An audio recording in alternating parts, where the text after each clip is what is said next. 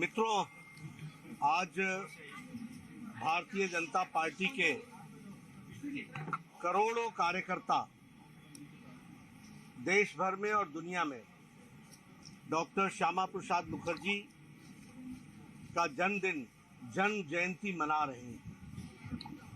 हम सबको मालूम है कि 6 जुलाई 1901 को महान राष्ट्रभक्त, महान देशभक्त, सांस्कृतिक राष्ट्रवाद के उद्योतक और महान शिक्षाविद स्वर्गीय श्यामा प्रसाद मुखर्जी जी का जन्म 6 जुलाई 1901 को हुआ था। उनकी तीक्ष्ण बुद्धि और एक महान शिक्षाविद का परिचय इस बात से मिलता है कि 33 वर्ष की आयु में ही वो कलकत्ता विश्वविद्यालय के कुलपति बन गए। At the age of 33, he became the Vice Chancellor of Calcutta University in those days. तो आप समझ सकते हैं कि उनकी शिक्षा, प्रखर ज्ञान, उनकी विद्वता सारी दुनिया उसका लोहा मानती थी।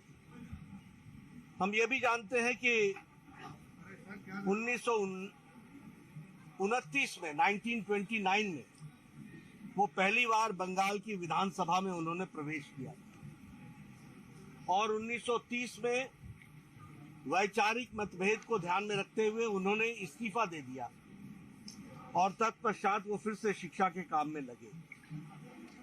1940-41 में वह 41-42 में वो फजलुल हक के कैबिनेट में वित्त मंत्री बंगाल के बने और उन्होंने बंगाल की बहुत सेवा की।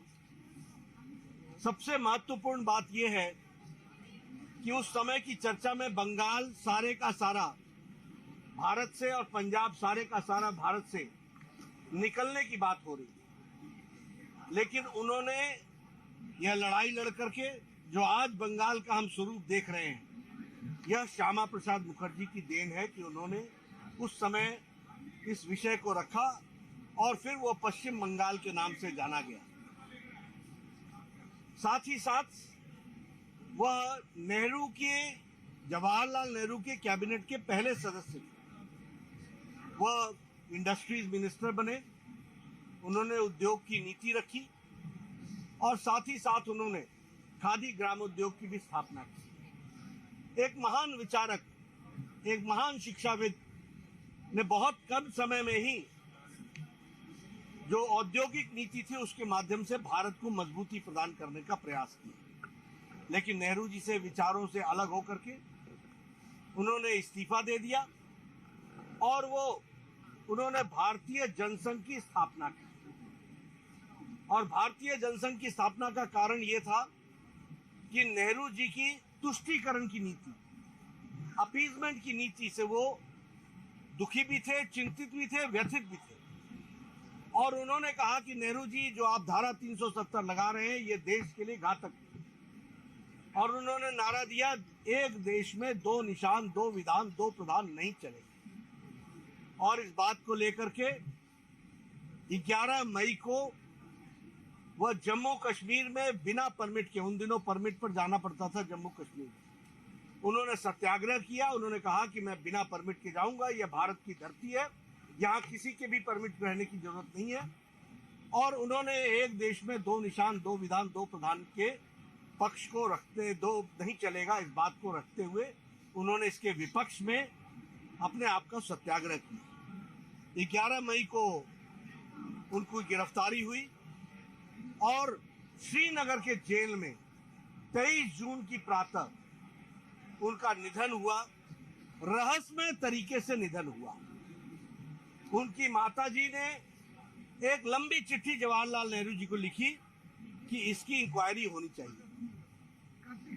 कांग्रेस जाने, नेहरू जी जाने कि उन्होंने क्यों यह इंक्वायरी नहीं कराई और रहस्यमय तरीके से हम लोगों ने अपने प्रिय नेता श्यामा प्रसाद मुखर्जी जी को खो दिया।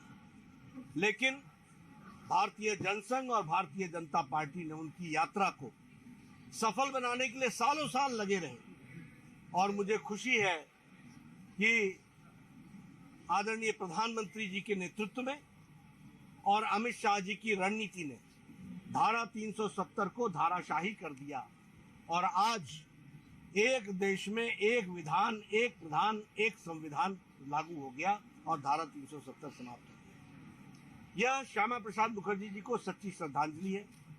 आज जब हम उनको याद करते हैं उनकी जन्म जयंती पर, तो भारतीय जनता पार्टी के कार्यकर्ता, करोड़ों कार्यकर्ता 23 मई से लेकर 6 जून के बीच में वृक्षारोपण, सामाजिक कार्य, अस्पतालों में जाना, गरीब लोगों की चिंता करना, झुग्गी झोपड़ियों की चिंता करना, उनके लोगों की चिंता करना और सामाजिक कार्य को आगे बढ़ाना, यह काम हम लोग लेते हैं। और आज के दिन करोड़ों कार्यकर्ता इस काम में जुटे हैं। मैं उनको साधुवाद भी देता हूं और डॉक्टर श्यामा प्रसाद मुखर्जी जी के लिए सच्ची श्रद्धांजलि एक भारतीय जनता पार्टी के कार्यकर्ता के रूप में यही है कि हम अपना जीवन इस देश के लिए, मजबूत राष्ट्र को मजबूत करने के लिए लगाएं। यही हमारा उद्देश्य होना चाहिए। इसके लिए हम जीवन अर्पित करें, यही मुझे कहना है। और हम सब लोग डॉक्टर श्यामा प्रसाद मुखर्जी के जीवन से प्रेरणा लें, ऐसा मैं जरूर करूँगा। जहां हुए बलिदान मुखर्जी